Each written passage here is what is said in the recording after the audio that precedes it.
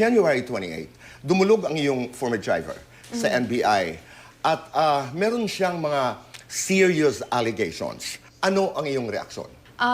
The people in my life that care about me, they do want me to defend myself.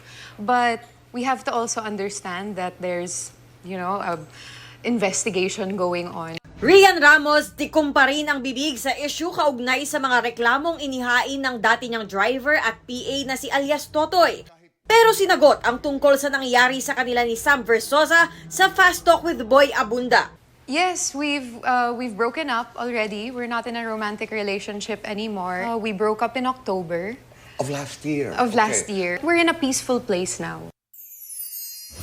Bea Alonzo, ngiti ang sagot nang tanungin kung engaged na sila ng businessman boyfriend na si Vincent Co. As much as I would like to share with you, pero syempre kasi I'm also protecting someone who's not from showbiz. He has a private life. He's a private individual. Naghahanda ng magbalik serye si Bea. Makakasama niya sa Whispers from Heaven sina Tom Rodriguez, Cassie Legaspi, and in her first Kapuso project, Maricar Reyes. Athena Imperial nagbabalita para sa GMA Integrated News.